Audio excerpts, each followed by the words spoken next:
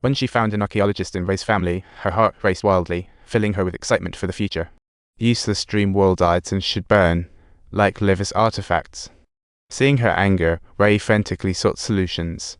Fortunately, the precious sack was hidden underneath, avoiding a disaster. Ray's apologies go beyond words. She'll surprise Livy one morning. Mentally, she guides Livy on an adventure, warning her about accumulated successes. With Ray's flashlight, Livy enters the ancient place. The room brimmed with ancient farm tools, even an antique wastebasket. She carefully took out future treasures, her inner world ablaze. She had so many little ideas blooming in her head like a kaleidoscope. Countless thoughts sparkled in her mind as she decided to wash the items she'd need in the future. She urged Ray to hang up the old tools as decor for their cozy little home. Time never stops, and before they knew it, early winter crept. A biting cold outside gave everyone the shivers, so Livy brought in the oh-so-familiar Franklin, and finally, her longed-for husband made an appearance. Livy hurriedly whipped up a meal, but Ray was acting totally out of character, leaving his wife baffled in this freezer-like cold outside. Why can't their little pet come in to help out a bit? Ray replied that he's never let dogs indoors since he was a kid, leaving Livy shaking her head. This wasn't like Ray at all. Sure enough, the next moment he handed her a letter from her ex, as serious as a heart attack. Ray rushed off to his night shift, and Livy knew she'd hurt his feelings. So the next morning, she whipped up a hearty breakfast, leaving out the spicy peppers Ray couldn't stand. She apologized to Ray, stating that she shouldn't have allowed the dog to come in.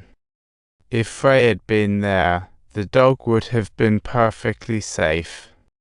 She admitted she shouldn't have peeked at the drawer's pocket watch, but Ray urged her to look. No secrets between spouses, it was her late father's watch. Whenever Ray thought of her, she'd wind a watch to keep it ticking. As soon as he'd hear the ticking sound, it would remind Ray of how loving her father. That's the kind of person she wanted to be. So when Livy arrived here, she'd wound the watch with high hopes. What on earth did I do wrong? What kind of mistake could it be? If he married me, would life be a bit easier? In the evening, Livy made her way to the residence of Ray's elder sister. Knowing that Ruth loved fashion, she gifted her a dress Ruth had been eyeing, but that wasn't her main reason for visiting. Livy told Marstine she'd loved the wrong person. Her ex denied the child was hers. She urged Livy to find the child's father quickly, so one day she could pass her child to Livy. The child would have a chance to be Livy's child, never needing to send letters again. Marstine told Livy that if Ray truly loved someone, he'd give her all. If Livy leaves, do it early or Ray will suffer more. On Thanksgiving Day, her sister hoped Livy would return and have a baby, while Ray finally let Franklin come inside. Although Ray knew Livy might leave, he wanted her to see just how deeply he loved her and that their kid would carry her essence. To him, Livy represented the biggest surprise in his life. He pulled out a ring, realizing he forgot to prepare one last wedding. Now he had the chance to make it right. In the end, Livy stuck to her initial choice, staying with Ray. She sought her sisters as agreed, yet something seemed odd. Flora's boyfriend just happened to be there too. She hoped to whisk Livy away to a remote place to help her escape. But if this got out, they were toast. Flora told Livy her boyfriend promised to take her away after the war. But Livy saw the bigger picture. Once the war was over, her boyfriend would be free, and she could easily fly away. She realized Flora was just like her back in the day, easily falling for someone who didn't reciprocate. After being through the rain herself, she wanted to hold an umbrella for others, but Livy didn't want to let this happen. She ejected the two sisters from the car, took the axe home, and after confirming no fuel, pulled out the key. Intentionally leaving the keys on the table, she had the axe wear Ray's clothes while she stepped outside to stash the gas canister. Just her luck, Livy's water broke right then. She first called the cops to catch the axe, then set fire to the clothes she had just prepared for it. She took off the chap necklace, tossed it into the fire, bidding farewell to her past. Ray rushed in just then. She could hardly wait to welcome her baby.